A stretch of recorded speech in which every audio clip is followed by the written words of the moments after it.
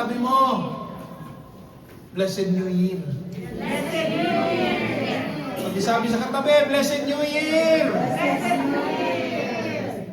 Okay. Bagong taon, nangangahulugan, bagong hamon, bagong mga pagsubok, pero salamat dahil bakit? Mararanasan natin bagong himala, bagong pagpapala, bagong pagkilos ng Diyos. Amen? Okay. Kaya lang ganito. Sino po kagabi ang naghanda ng 12 bilog na prontas? Hindi na uubra yan. Kaya natawa ako nung 31 kami namili ni Pastora sa Perdurayo. Yung noching bilog. Dai. Kasi kwelo. Per fortuna, per porta fortuna. Ay, sinagot ko nagtitinda. Amico, si tu non lavora, oltre che fortuna. Gugutom ka. Amen? At wala na tayo dyan. Amen? Ay, sino yung lumundag-lundag ng alas 12? Baka meron pang tumalon-talon dyan ng alas 12. Baka may nagtatago pa ng, ano tawag doon? Ano ba tawag doon? Fortune, parang gadget na pang ano daw, pang dala daw ng swerte. May mga binibili sila ng kung ano-ano. Sabi ko, siya, maniniwala ko pa sa ganyan. Ay nangangahulugan na ang ating Diyos na nagpapala, hindi yung tayo nakadepende sa mga ganyan. Amen? No. Sige. At ngayong araw, dahil first day, hindi siya first Sunday. By the way, ganito. Anong pagkaiba ng first Sunday of the year sa first day of the year? Obvious ba, Pastor? Di ba mas mahalaga ang first day of the year? Kasi kung walang January 1, hindi tayo aabot sa December 31. Amen? Kaya kanina, this morning, while I was praying, pinaalala ng Lord sa akin yung, kita nyo nga naman, yung ating mga pinagdaanan for the entire 2025. Pero salamat sa Lord. Struggle man, may problema man, kuminsan may mga kakulangan, kuminsan sa aid. Pero salamat sa Lord. Tingnan mo katabi mo, sabihin mo sa katabi mo, blessed ako dahil na-survive natin ang 2025. Amen? Pinagpala tayong lahat na lagpasan natin ang 2025. At alam ko, sabihin mo sa katabi mo, madaming hinanda si Lord sa iyo 2026. Amen! Hello! Okay, now, kasi nung isang gabi pa ako nanonood, ang daming mga pastors, ang daming mga preachers, lagi nilang sinasabi, 2026 will be the year of increase, 2026 will be the year of abundance, ang 2026 rumaragas ang pagpapala. Hindi ako kontra doon. Hindi ako kontra doon. Kaya lang ang problema, ang question kasi sa isang mananampalataya ganito, kaya hindi natin natatanggap yung inilaan ng Diyos sa ating buhay. Alam niyo kung anong dahilan? Because we don't position ourselves for that blessing. Ang pananampalataya, ang ating fede, yung kamino, ang ating pananampalataya sa walk with God. If we don't position ourselves for receiving the blessing of God, ay naku, kahit magpagulong-gulong ka sa gitna ng kalsada, hindi mo matatamasa yung pagpapala ng Diyos. Amen? Okay? At naniniwala ba kayo na sa pagtawid natin ng 2026, dapat may mga iniwan tayo ng 2025. God cannot fill our glasses for the 2026 blessing because our glasses is still full for the last 2025. Kasi sasabihin nyo, puno pa ng pagpapala, Pastor, hindi ubos na nga eh. We have the wrong content inside our glass. And that's what we will share ngayong hapong ito. Na dapat pagpasok natin ng 2025, nagde-declare tayo, double portion, rumaragas ang pagpapala. Good, fine. Kaya lang let us position ourselves to receive that blessing. Sabihin mo sa katabi mo, may baray, may harang. Amen. Kung minsan may bara, may harang. Okay, sige. Ganito, let's close our eyes. Okay, we will pray bago natin aralin ang salita ng Diyos. Hallelujah. Panginoon, salamat sa hapong ito, sa unang araw ng taon.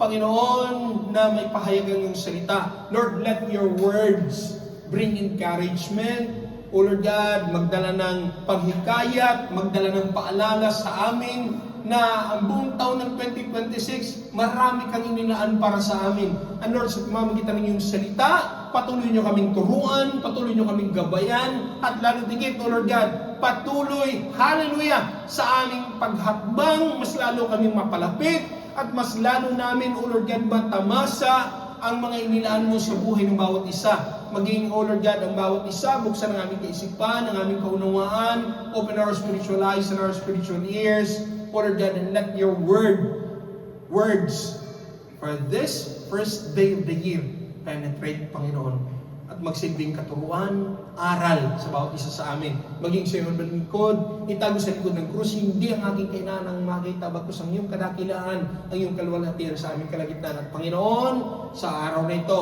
Lord, sa aming gagawing mga declarations, sa aming gagawing mga prophetic gestures, samahan niyo kami sa oras na ito. Maging bawat panunukan ng bahasambahang ito, Lord God, station your angels at walang distraction na mangyayari sa pangalan ni Jesus. Salamat po, Ama. In Jesus' name we declare, Amen. Okay, sige. Diretso tayo sa ating text. Old Testament to. Isaiah 43. Okay. Ang sabi ng Isaiah 43, verses 18 to 19. And I'm sure some of you have already read this. Okay. Ang sabi nito, ito ang sabi niya, ang mga nangyari noong unang panahon. Okay? Ilibing na sa limot, limutin na ngayon. Okay? 19. Narito at iyong pagmasdan, may ginagawa akong bagong bagay na hanggang ngayon di mo na mamasdan. Ako'y magbubukas ng isang landasin sa gitna ng ilang, maging ang disyerto ay mapapatubigan. I'll read it in English. Ang sabi dito, you must not remember the former things, and you must not consider the former things. Look, I am about to do a new things, and now it sprouts. Don't you perceive it? Praise the Lord for His word. Ang sabi, huwag ninyong alalahanin ang mga dating bagay o pagbulayin man ang mga bagay nung una. Ano ang ibig sabihin niya? Okay. Sige, bibigay ko muna yung title. Ganito. Sino ho ang let's be honest, sino ho ang New Year's resolution kagabi? Ha? Wala. Okay. Good. Sino ho ang New Year's declaration kagabi? Amen. Okay. Declaration ha, ang ginawa niya. Hello? Okay. Now, sa ating New Year's declaration, it's good. Pero alam niyo kung anong mas kailangan natin? Hindi declaration eh. It's more than just declaration. It's our commitment to ourselves. Kaya yung ating title na for the year 2026, magkaroon tayo ng personal commitment. Una sa Diyos, pangalawa sa ating sarili. Kasi lahat ng ating declaration na ginawa, if we will not commit to that, none of those will happen. And I will not dwell that kasi yun ang gagawin nating second part next sa Sunday. Kasi yung Sunday, may advance ako. Kasi sa Sunday, yung ating gagawin, we will not just plan 2026. we will live with it with a purpose. Puro tayo lahat declaration, it's good. Pero hanggat hindi tayo nagko-commit, tingnan nyo ha. Example, Lord, 2026 na promise, magdadayet ako. Lord, promise 2026 na, magtitipid ako.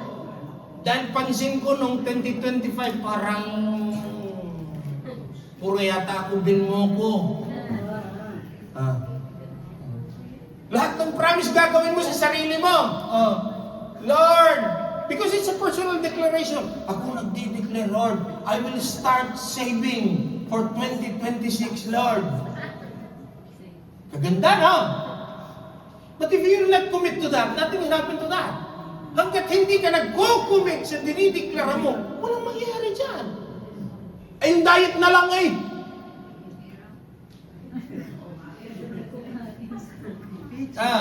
Imbita dito, imbita doon. Hindi naman kasalanan na nag-imbita sa'yo. Kami nga nung Pasko, ilang kami, 12. Ang hinain sa amin, 35 kilos na lechon. Ay, lula ako isang buong lechon ganyan. Sino kakain yan? Tayo.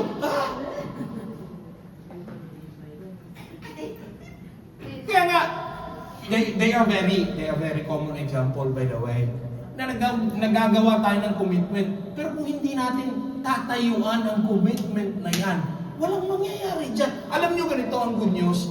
Ang Lord nag-commit na sa atin ni.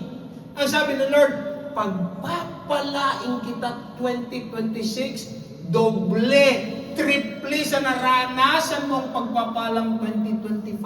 Pero kung hindi mo ipoposisyon ang sarili mo, alam niyo yung alulod? Sino nakakita ng alulod dito? Loro, no? Alam niyo yung alulod? Gutter ng tubig. Tama? Malimit. Anong ginagawa dyan? Nilalagyan ng drum para sa sahod. Kaya kahit hindi umulan, may tubig ka. Kung minsan tayo nakikita natin bumubuhos ang blessing ng Lord, pero wala tayo sa tamang katayuan, kaya hindi natin natatanggap. And number one, sa positioning pa lang, ang number one dyan is our commitment. Hello? Kaya for the entire 2026, sabi ko kanina, number one, Lord, sige, ako magde-declare, magdadayet. First 2-3 weeks. Serious yan. Katapusan ng January yan. Talaga, Lord. Samahan mo ako, Lord. Talaga ako nagdideklara, Lord. Magtitipid na ako 2026. January 6.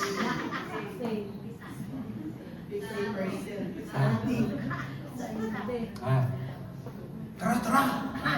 Outlet tayo, outlet. 6 na araw pa lang tumipas. Wala tapos na. Tapos na yung declaration. Finito.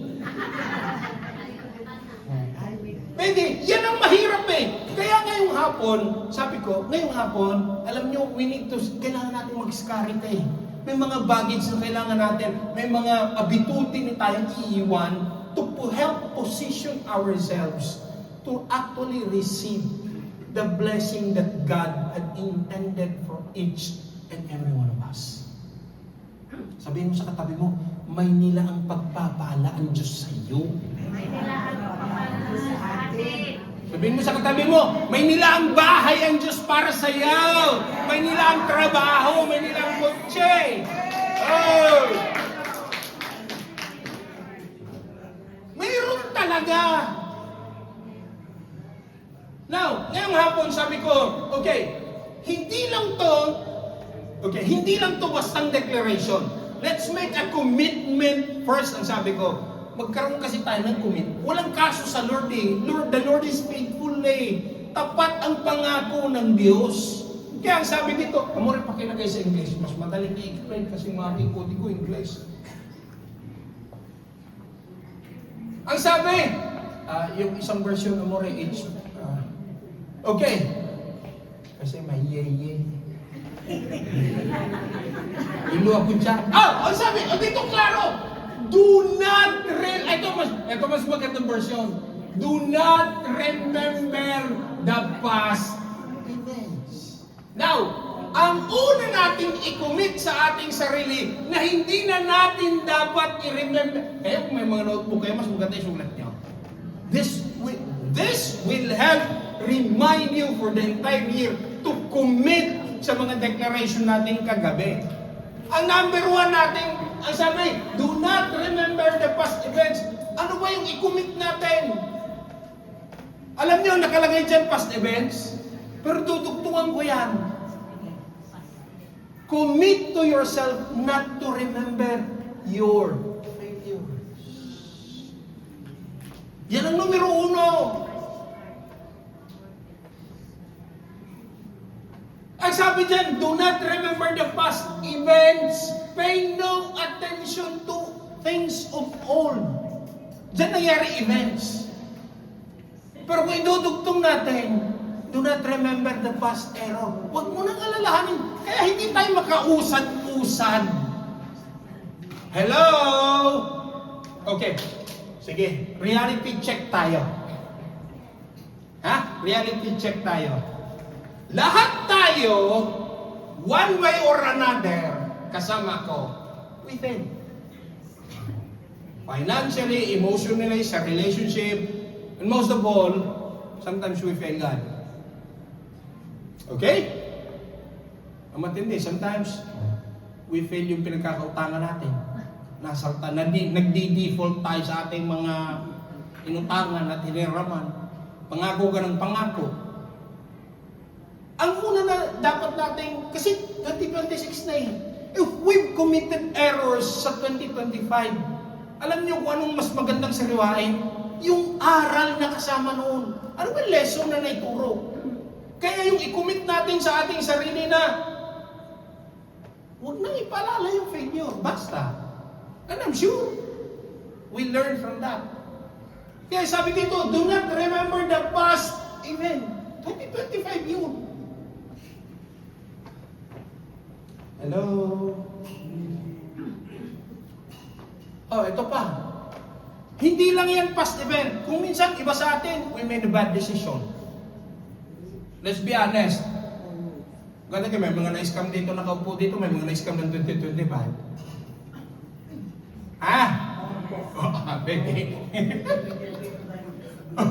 Yung iba daw, 2023 na-scam. Pwede. But, yung mga panahon na yun, natuto tayo. Kaya huwag na nating balikan because why? If we will commit the same mistakes again, wala tayong hindi tayo naimpara. Pronto. Kasi bubuhatin ko lang sa context yung dalawang verse na yan. Actually, yan yung paalala ng Diyos sa mga Israelita. Because the entire verse 43, chapter 43 of Isaiah, is God's renewed promise to His people. Sa pamamagitan ng buhay ni Propeta Isaiah. O kuminsan, hindi lang kuminsan. Ang sabi dyan, do not remember the past events. Ano ba yung mga events? We have broken relationships. Sira ang relasyon magkakaibigan.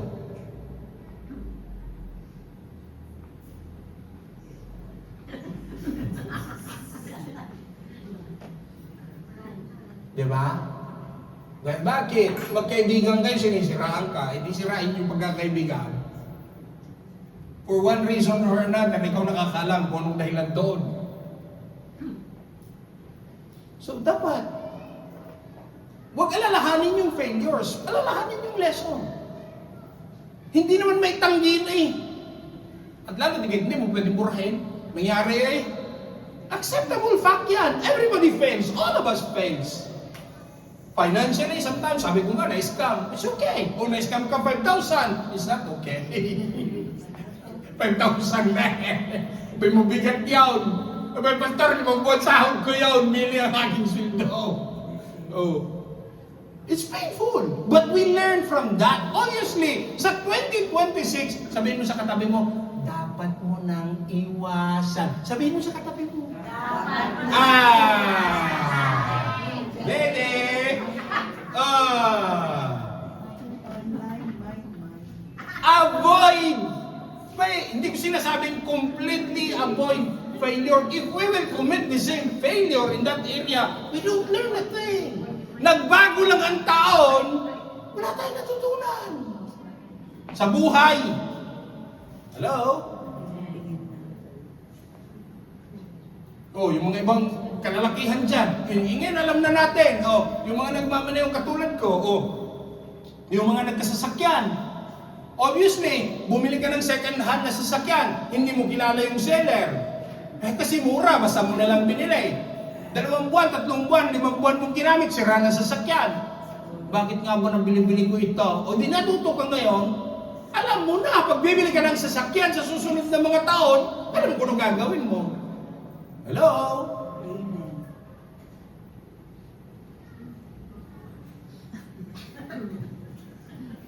Yung una natin, tapos ganito. Ang pinakamabigat is this. Sometimes, hindi naman natin kasalanan, our parents fail sa parte natin. Ang nangyari kung minsan, naisasali natin sa ating mga anak. Kaya nga yung katabi mo, nagbabanat ng buto. Dahil bakit? Laking hirap yan, hindi mo alam. Oh. Kasi wala naman talagang maibigay ang magulang. Kaya sa generation natin, tayo nagsusumikap. Bakit? Yung mga anak natin, ayaw na natin bumalik kung saan tayo nanggaling. Tama? Because why? We learn from that. Yung magka-graduation ka, manghiram ka pa ng pulaw.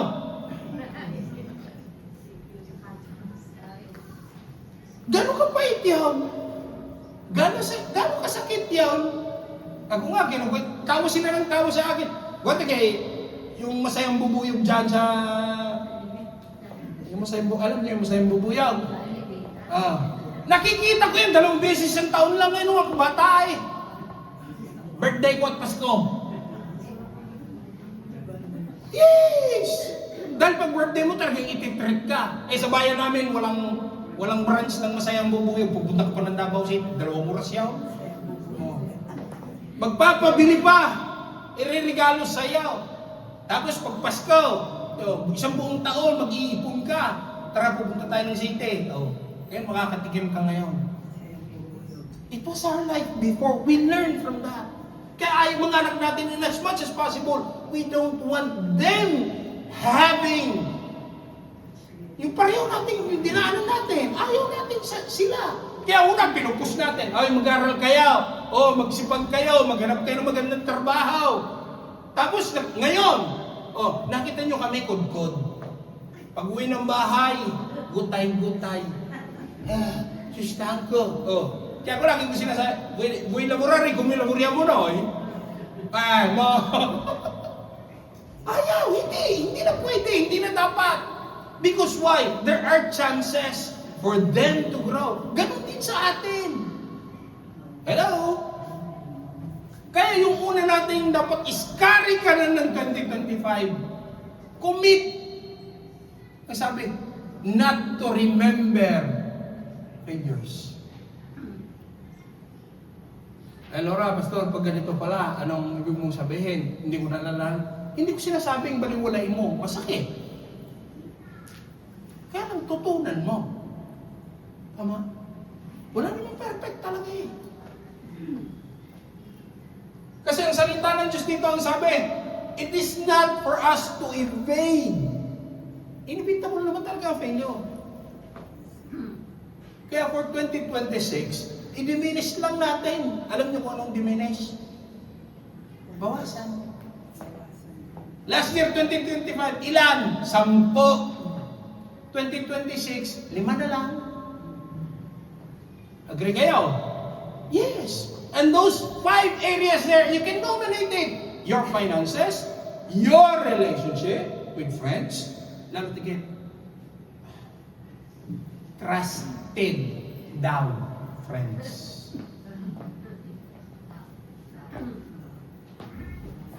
Tapos, yung mga diskurso sa trabaho dyan, ikaw munang sa buhay ako ng Pilipinas, pagbalik mo, wala ka na trabaho. Sinulot na. Nakita nung nagsab sa'yo, superbite ang amo mo. Pagtalikod mo ng Pilipinas, bam! Inassassinate ang karakter mo ngayon doon sa amo, siniraan, patay ka ngayon. Hindi pagbalik, why? Because some interest there. See? Anong gagawin natin? Gaganti tayo. Lord, ipapasakamay ko na. Ikaw nang bahala, Lord. By the way, meron tayong Diyos na fair. Meron tayong Diyos na may justice. Kung yung mundo naniniwala ng karma, tayo sa Biblia, sabi ng Biblia, kung anong tinanim mo, tinanim mo. Nagsaboy ka na sa sama ng loob, hindi babalik sa'yo sa sama ng loob. Inibitable yan.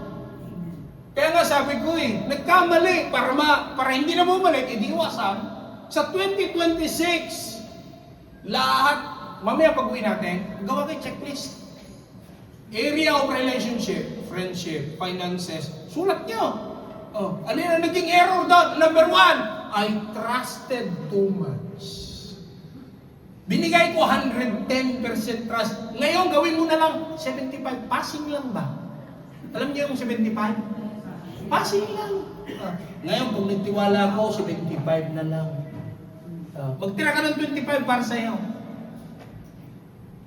Hello? And we learn from that.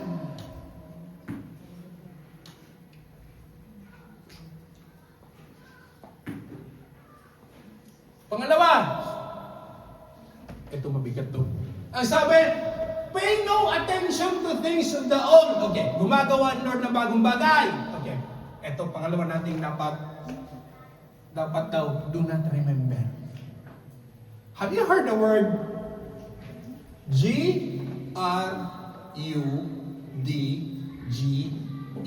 Grudges?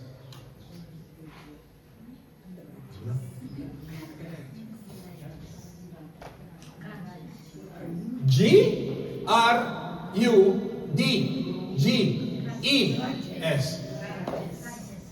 Ano daw? Ano siya sa Tagalog? Ha? Okay. Amore, pakilagay Colossians 3:13. Sabi, do not remember the past events. Ang Colossians 3:13, anong sabi? Ayan. Basa, 1, 2, 3. Ulit.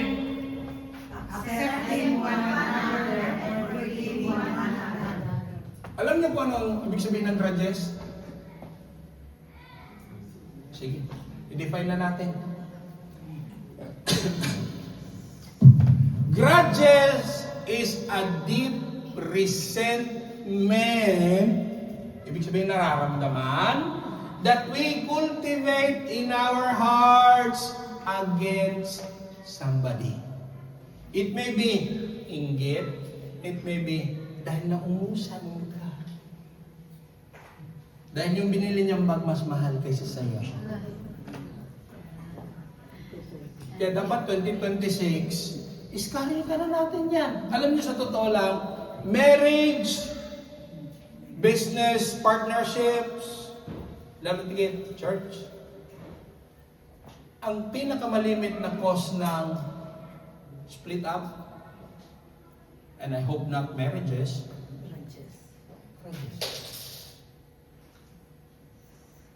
naipon ng naipon 2015 hanggang inabot ng 2020-25, 10 years.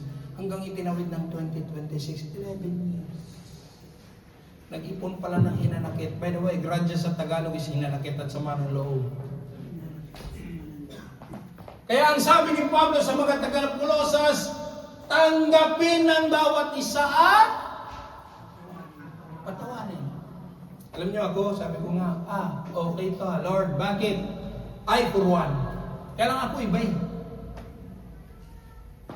I develop a strategy na I don't hold grudges. Hindi ako nag-harbor ng sama ng loob. Kasi, di ba sabi, accepting one another and forgiving one another. Anong malikit natin sinasabi? Patawarin at kalimutan. Tama?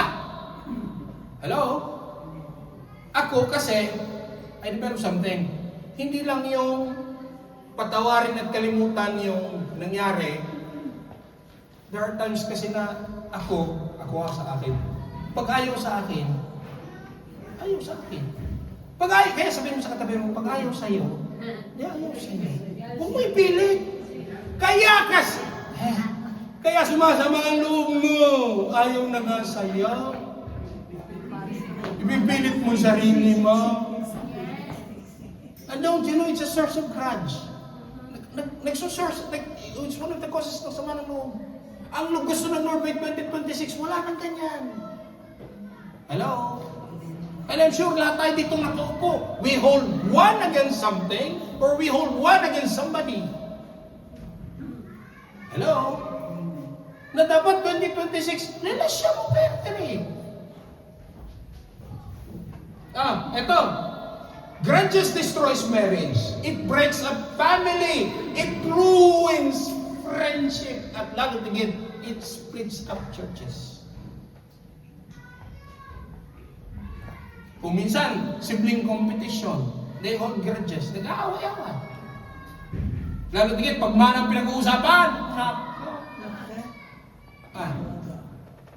kaya tayo bilang Kristiyano, bilang anak ng Diyos, yung grudges is set aside. Kaya ito yung mensahe ng Lord sa ating ngayong hapon na kung meron pa against somebody or against someone, the Lord is convicting you now. Give it up.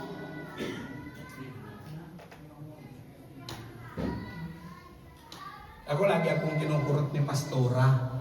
I don't hold any grudge. Sabi ko nga sa inyo, I don't hold grudge against anyone. Kaya lang ugali ko, pag ako nagmamaneho, ako yung tipo ng tao na sa personal nating buhay, maging sa society, there are rules. Tama? Lalo tigit, rules sa kalsada. Yung mga nagmamaneho, naintindihan nila ako. Pag mali, di mali. Kaya tayo nagkakaroon ng aksidente, dahil ginagawa mo yung hindi tama. Tumawid ka ng pula, hindi aksidente. At malimit, dyan ako naiinis.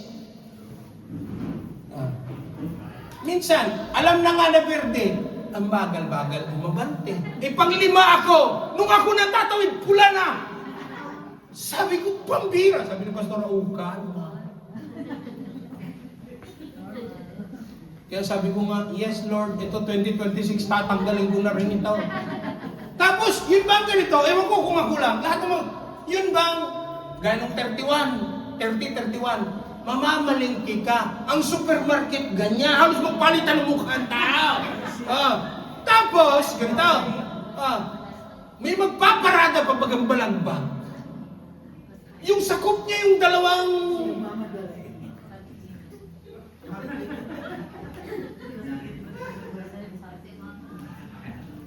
Sabi ko, pambihira na. May guhit na nga. Kung saan mo ilalagay yung kutsi mo. Ilalabas pa yung dalawang gulong doon sa kabila. Kainaman naman. At yung gagawin mo ngayon, iikot ka, maghahanap ka. Maghahanap ka na ngayon ng butas. Parking ka. Akyat ka sa taas. May makikita kang mamamalingki, parang naglalakad sa buwan.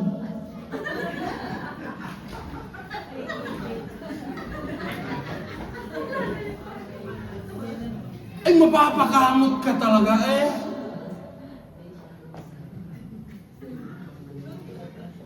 Ang laging advice ng Pastora, huwag mong pansinin. Paglabas mo na sa supermerkado, limot mo na yun. Tama. Proceed that idea. Tama. Yung bang dadaan ka sa koridor, magdadampot ka, tapos kailangan niya ng 5 minutes bago makaalis. Tapos titingin sa presyo, akala mo kukunin, ibabalik, i-expose na uli dito. Tapos nakahari yung karelo, ikaw naman hindi mo maabot yung gusto mo.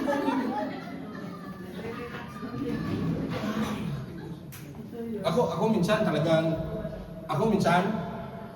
sinagot ko sa kasay. Sabi ko, ay Fred, sabi sa akin ng mata, ay Fred ha?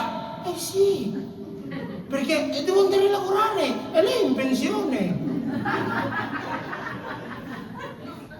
Sabi, Fred ha? Sì, perché io devo andare a lavorare, ma tatardi ako sa laburo ko.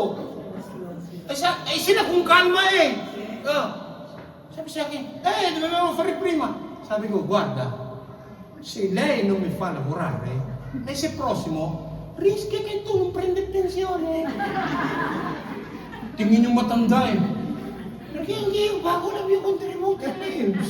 Se non verso niente, se il mio datore di lavoro non versa niente, lei non prende la tua pensione. Sabi sa akin, prego. Kami working class kami, kayo nakapensyon. You have all day to buy anything that you want. Tama? No, kaya lang ang point ko kasi ganito. Kaya tingnan mo, matapos kang magbayad sa kasa, limot mo na yung matanda. Kaya tayo, sa totoo lang, yun ang hanggat maaari, hindi ko naman sinabing completely, for 2026, iwasan natin mag-hold ng grudges. Let go. Ako dyan din ako natuto eh. Kaya kung papakita ko sa inyo yung hita ko pag nagmamaneho kami, tita, dagdag ng kurot niya. Kasi nasiko eh. Ay hindi makatiis. Kuminsan nga eh. Tayo ang nagmamaneho, sila ang namimreno eh. Pero it's good that, why? Mas maganda kasi pag ganyan, ako sa totoo lang, sa kabilang dako, mas maganda, there is always somebody that reminds us, that reminds me. Kalma, ang velocita, lasyandare. Sabi nga sa inyo, yung galing kami kay na Sister Joanne eh. Ako'y nananakbo na ng 130, kinakba naman ako. Akala ko ang overtake, Ferrari. Panda. Kainis ko, inilaw-ilaw pa ako. Sabi ko, habulin ko to. Sabi ni Mataray, kalma. Sobrang busog ka lang, kaya kalma. Ano na siya ito na eh. Maliliit na bagay, we laugh at it, but we learn. Sabi ni Pastora, alam mo, nagbibilap ng acid yan. Pag naiinis ka, lalo sikmura mo yan. Tapos lalo, alam niya kung minsan talagang namumula ako. Ito yung BP mo.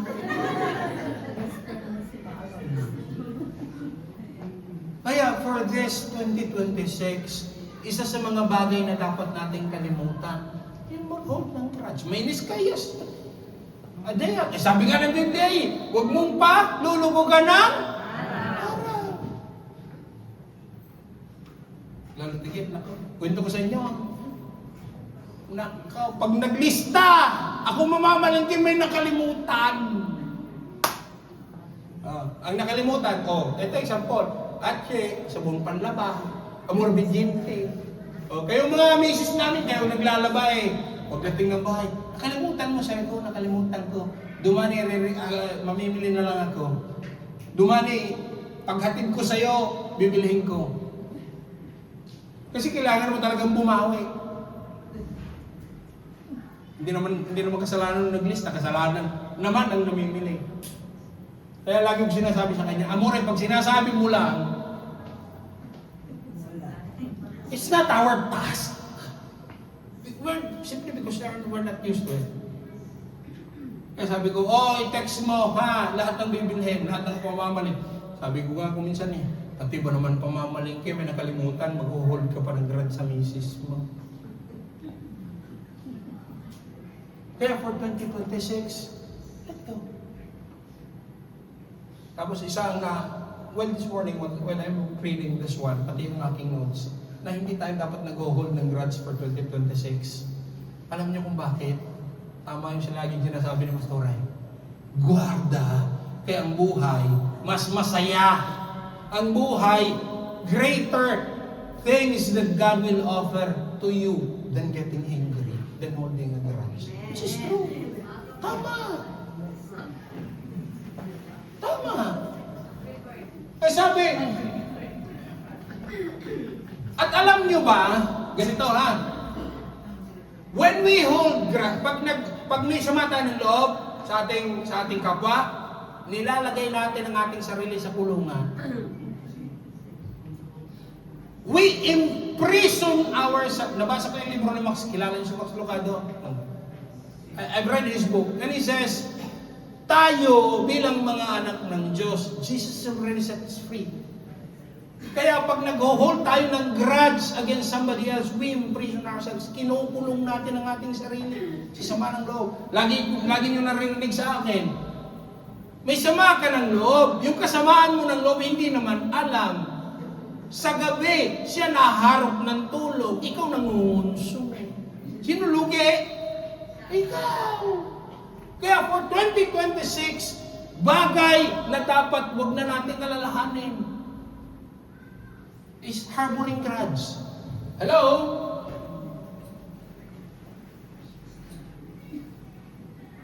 Teka, sandali. May babasahin ako. From the book ni Max Lucado. Hindi sinasabing kalimutan mo yung ginawa sa'yo. Okay? Hindi rin sinasabing pikitan mo ng mata yung utang niya sa'yo. Kasi ang utang talagang utang. Ang hinirami dapat sa uli. Pero lalo tigil, pag nagawa tayo ng hindi maganda, we must be, dapat nasa disposisyon tayong may kakayanan tayong magpatawad. Hindi ko talaga kaya magpatawad. Humingi tayo ng grace na Lord. Kasi yun naman ang gusto ng Lord. Because the intention of God is for us is to live isang masayang buhay for 2026. Hello? Sabihin mo sa katabi mo, ang gusto ng Diyos sa'yo, maging masaya ka ng 2026. Kung minsan, kung ako may naalala ko, ininarhiling namin, matagal nang patay ang matanda. Nag 5 years death anniversary na. Masama pa rin ang loob niya. Kasi anong gawin natin? Ipabuhay natin uli sa Lord yun para kausapin na. Nung inupuan namin, sige, pag-pray ka namin, inner healing. Mula ho, patay na yung tatay ko, 5 years ago na. Anong gagawin natin? Sige, pikit mo mata mo. When was the last time you saw your father? 6 years ago. Ay, di upo ka. Imaginein mo na yung tatay mo nakaupo sa harapan mo. Nung huli mo siyang nakita, mas madali mo kausap, i-release mo. Kasi wala na doon sa namatay eh. Ang nagdadala, hindi ang namatay ang naiwan. Hello? Kaya sikapin natin habang buhay, ayusin natin. Now, ang sabi dito, some of us need to give up grudges against kakopya natin sa trabaho. By the way, ganito ha. Reminder sa ating lahat, do not hold grudges against our employers. Yung mga amo natin. Ang lagi kong pinapagalitan, kasama sa sweldo mo yan. Binigyan kang 13-month pay, nagbusta pa. Nagbigay pa ng busta ng bonus mo. Tapos pagbalik mo January 7 sa laboro, binungangahan ka, isipin mo na lang yung bustang tinanggap mo. Normal naman sa amo talaga nagagalit. Trash eh.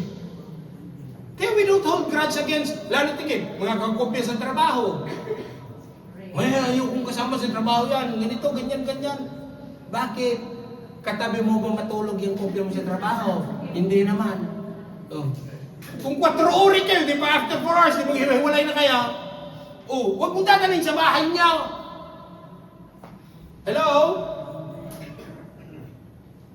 Tapos ang lagi nating intindihin, if God had forgiven us sa ating mga kakulangan, dapat marunong din tayo na magpatawad. Okay. Pangatlo, ito medyo mabigat. But we need to do this. Okay. Pangatlo, anong dapat natin i-comment sa ating sarili na huwag nating alalahanin? Amore, balik mo nga yung Isaiah 43. Okay. Isaiah 43. Pangatlo dito, commit to yourself. Okay. Now, itutugtong ko sa 19 ha. I am about to do something. Basa, 1, 2, 3. Ano ibig sabihin niya? Okay. Pagbago di hindi luma. Tama? Obvious ba? Obvious ba? Okay, now, bago siya. Tapos, ang sabi ni Propeta Isaiah, hindi lang siya bago. Tingnan niya. Ano ibig sabihin niya? Parating. Now, isa sa dapat i-commit natin sa ating sarili, first, i-restore natin ang mga relationship. Una sa Diyos. 2026, dapat i-empeño natin ang ating mga sarili. 2026, una, i-restore natin ang ating relationship una sa Diyos. Pangalawa, sa kapwa mananampalataya. Pangatlo, sa mga taong nakapalibot sa atin. Anong ibig niyong sabihin, Pastor? Susuyuin ko. Ako na nga siniraan, susuyuin ko pa. Hindi. Batiin niyo lang, tapos na. Pag ayaw niyo talaga, di cut ties. Ang importante, naghiwalay kayo maayos. You still call her friend. Hindi nga lang best friend. Tama? Ang nakalagay dito, commit yourself for this 2026. First, restore relationship to God. Kung dati 5 minutes, kung dati 10 minutes tayong manalangin, kung dati sanay tayong uminom ng kape espresso, pati prayer ginawang espresso.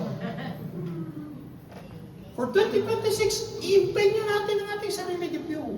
Yan yung sinasabi ko eh. Gusto natin ng maraming blessing. Ay, yung time ba natin sa blesser, marami din? Hindi. Hello? Pag-ilagay nga mo rin Romans 12:18. English.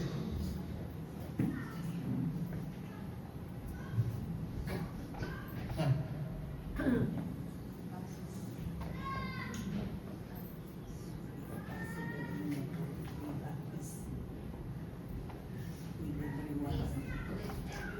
Pwede, hindi? Pwede.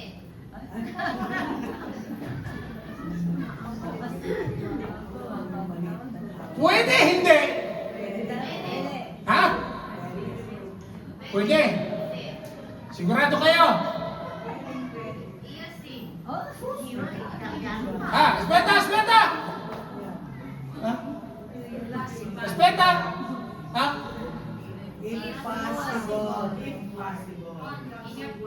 Okay. Ang sabi dyan, if possible. Okay? Hindi siya obligatory. Nangangahulugan,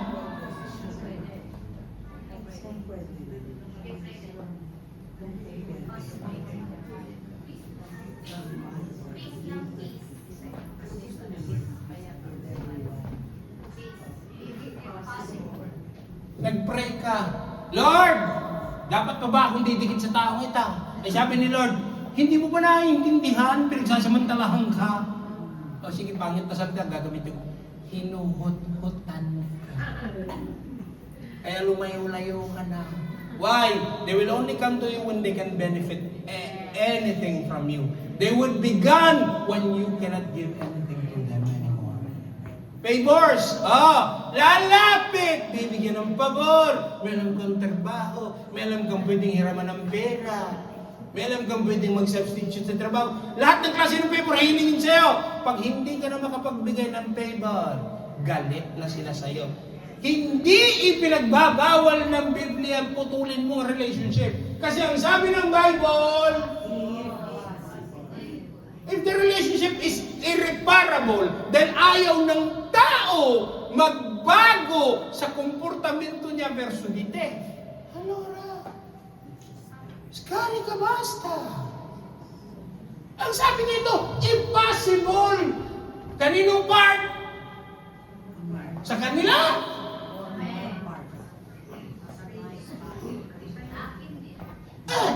Allora, makulit ka talaga.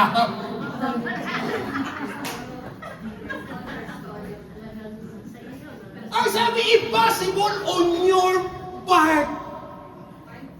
Ang sabi ng Biblia, if possible. Hindi rin sinabing impossible.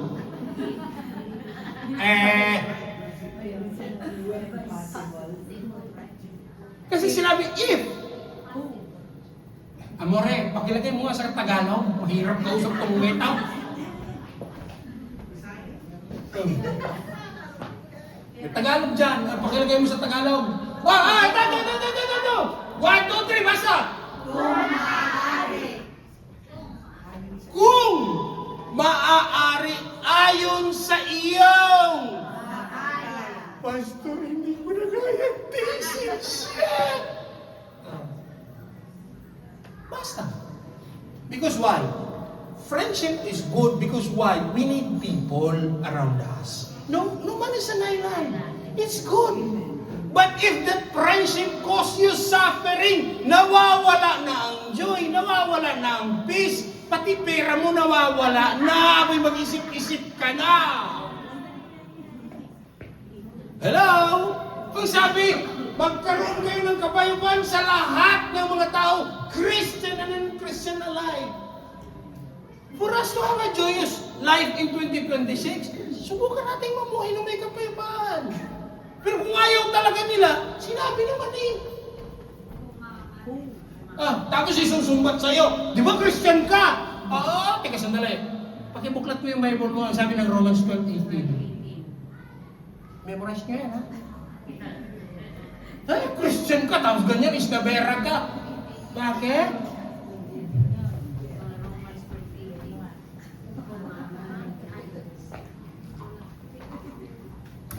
Si Pablo may sabi niya, nagsulat. Kaya yung ating relationship. Now, ganito ha, sandali. Please God, don't get me wrong. If the relationship is toxic.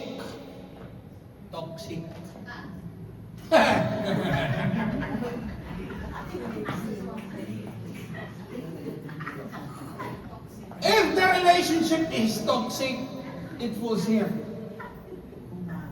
No. Hindi na kung di aari. If the relationship is toxic, hindi na siya kung maaari. Hindi na talaga aari. Toxic na. It damages you. Ang pagiging ikaw, yung pagiging tao mo, nasisira na. And worse, ganito. If it compromises yung pagiging Kristiyano mo sa buhay. What the kay? Ang buhay natin sa lupa, pansamantala. Ang buhay natin sa langit, eternal. If you will lose that salvation that God is giving us, ang sabi ng Biblia, wala nang pangalawang hain pa para sa atin. Kaya yung katiyakan ng ating kaligtasan, huwag nating i-compromise per favore. Kaya sinabi dyan, kung maaari, if you would rather think that it will compromise your salvation, cut it off.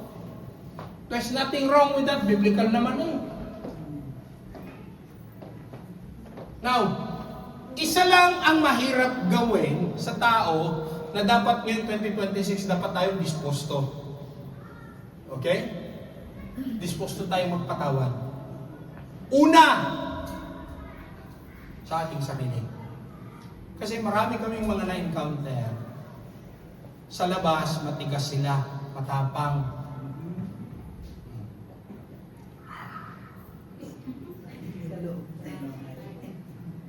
Bakit? Defense mechanism nila yon. May galit sa loob eh. Hindi ko mapatawad. Bago mo patawarin mo muna sarili mo. Lagi natin tandaan, tayo mismo pinatawad tayo ng Diyos. Kung hindi natin iisipin na tayo pinatawad ng Diyos, sarili natin hindi natin pwedeng patawarin. Hello? Kaya ang sabi dito, marami sanang relationship na na-restore at naging maayos if the word forgiveness could have been given. Hindi ko sinabing sa part natin, dahil tayo naman disposed tayo magpatawad. Ang hinihintay ko lang naman, Pastor, sabihin niya, I'm sorry. Gano'n ba kahirap sabihin kasi yan? Hello? I'm sorry, nagkamali ako. Pero yung pagsabi ng word na I'm sorry, hindi yun ang mahirap eh. Alam niyo kung anong mahirap? Ang aminin na nagkamali. Lagi nilang hinuhugasan ng kamay nila na hindi sila mali. Kaya ayaw nilang humingi ng tawad. Kaya dapat for 2026, disposto tayo dapat, hey sister, naapakan kong pa mo. Okay lang. Hey sister, naungusan kita, mas mahal ang bag ko sa'yo. Okay lang.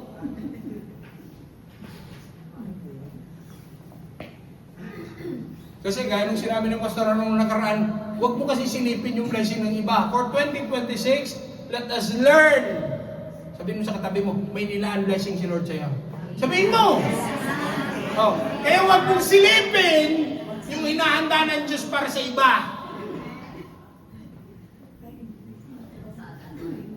Now, have you heard the word restitution? Alam niyo yung salitang restitution? Restitute, isa sa ulit. Would you believe me if I tell you, madaling i-restitute ang hiniram na pera? Material things are much more easier to restitute than emotions. Mas mahirap i-restitute yung part na, ano daw? Cash? Trust. Oh, tama.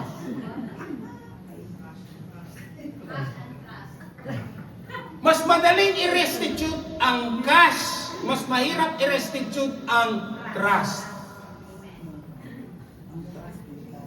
Di na baling masira ang trust nila sa atin, wag na. Di na baling masira yung trust nila, wag lang yung atin. Dahil bakit? Tayo ang nakakilala, alam naman natin ang laman ng Biblia. Kaya para sa isang masayang pamumuhay ng 2026, let us restitute broken relationships. Yung nanay mo, yung tatay mo, yung kapatid mo, yung kaibigan mo, yung pinsan mo, tawagan mo. Yung mga nasa Pilipinas, panahon na. Tapos, hindi pa naman tapos ang taon, hanggang may January 6 ka pa. Hanggang may 3 Kings ka pa. Hello? Now, last. Amore, pakibalik. Isaiah 43. So, tatlo na yung binanggit ko, ano? Walang umimik. Tatlo na yung binanggit ko. Pang-apat na to. Last. English, amore. Yan. Do not remember the past events and pay no attention to things of old. We can only look at the things of new if we forget the past. Ngayong 2026, isa sa dapat natin, huwag nang alalahanin, huwag nang gawin, at iwasan na natin. Alam niyo kung ano? Yung ating mga bitbal na kasalanan. And I'm telling you this. Ang ating habitual na kasalanan, yan kung madalas na nakikita na humaharang sa tunay na pagpapala ng Diyos. You could have received the real blessing of God 2 years ago, 3 years ago. Kailan paulit-ulit. Nagbago ng taon, yung gawin, hindi pa rin nagbago. Hindi lang kasalanan. Ang sabi dito, sins, transgressions, isama na natin yung panghuli. Bad habits. Don't you know that bad habits ruin our lives? At kung i-analyze natin 2026, karamihan sa mga hinaharap natin, pagsubok, testing, ano ba tawag doon? Sinubok ako ng buhay. They were not actually testings of life. They were simply consequences sa mga mali nating ginawa. Kaya yung panghuli, pangapat, Na pagpasok ngayon 2026, alam niyo kung ano dapat nating talikuran at kalimutan? Na do not remember. Yung mga bitwalsin natin, start ka dala. Dimenting ka. Gusto ko talagang hindi ko maiwan-iwanan. Abay, magpasalang ka. Bakit? Ang tawag dyan, sa Ministry ng Deliverance, tani ka lang. Pastor, nag-New Year's resolution ako last year.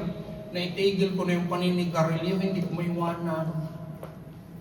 Nangangahulugan, nasa tani ka ng kawan. Nasa bondage of sin. Slave ka ng puno. Tingnan nyo, hindi lang siya nagiging kasalanan, it forms into habit.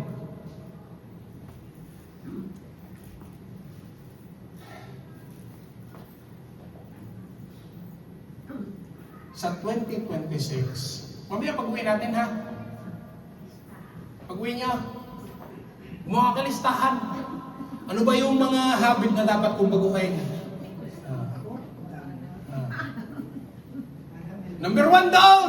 Number 1! Saka, pag nag-report ng bangko, la tua stipendio stato accreditato. Naka! Music to my ears. Wala na. Biblia ko na ganito, Biblia. Part ng bad habit yan. Pilitin natin baguhin ng 2026. Baguhin natin mamaya, make a list of bad habits that needs to be changed. Hello?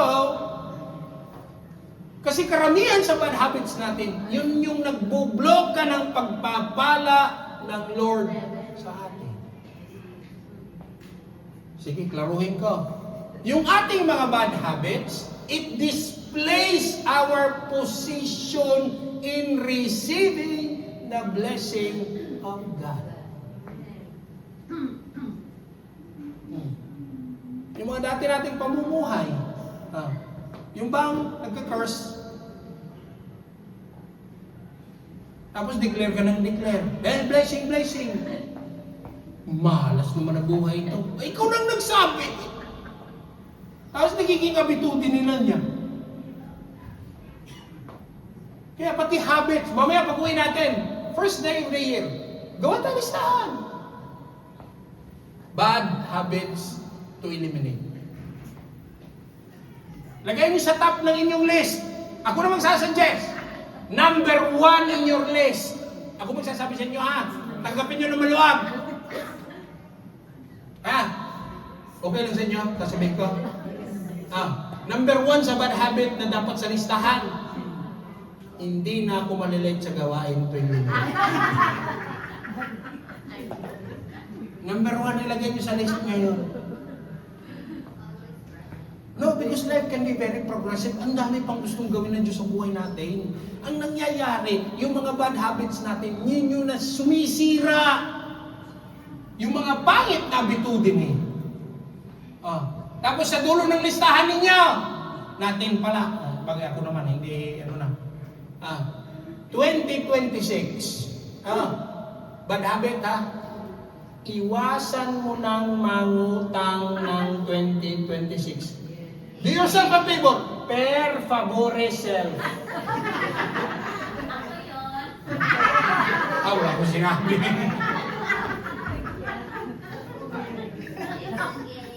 Kasi ganito, okay. Now, teka sandali.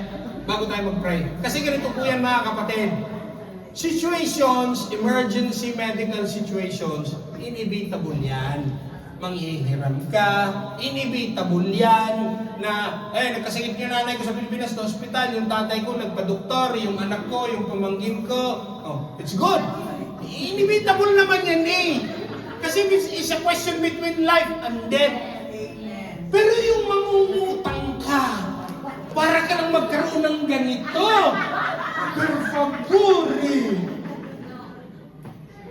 Bakit tayo pakita yung bag mo? Hinawakan niyo yung bag niya. Ang isa na yung pakita yung bag mo.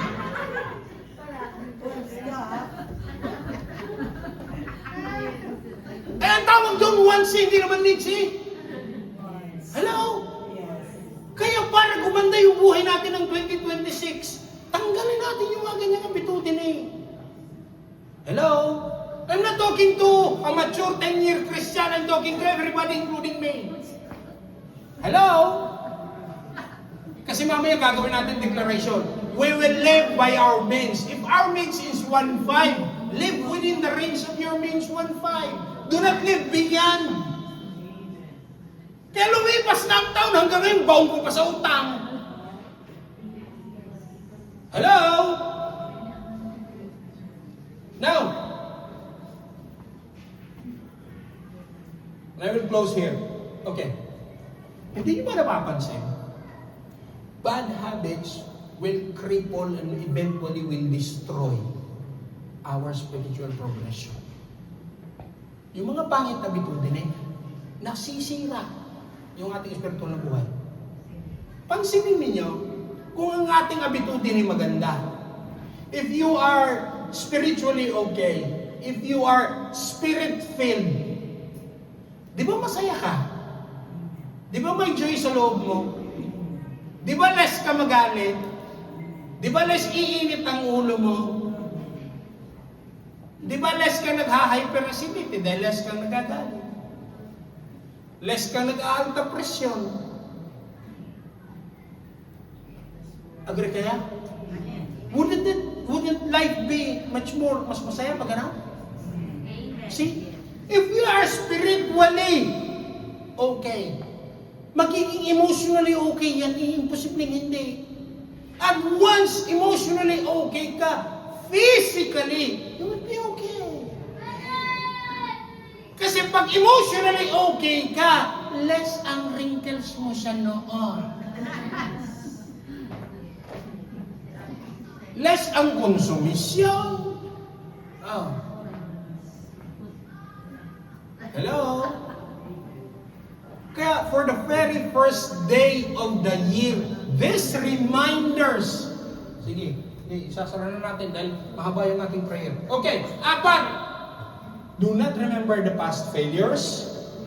Do not hold past grudges. Pang-4, repair relationships. Last, 2026, sabi, commit yourself to turn back from sins, transgressions, bad habits. Kaya for January 1, nire-remind tayo ng Lord. Itong mga bagay na ito, umahadlang para natin matanggap ang inilaan na blessing ng Lord.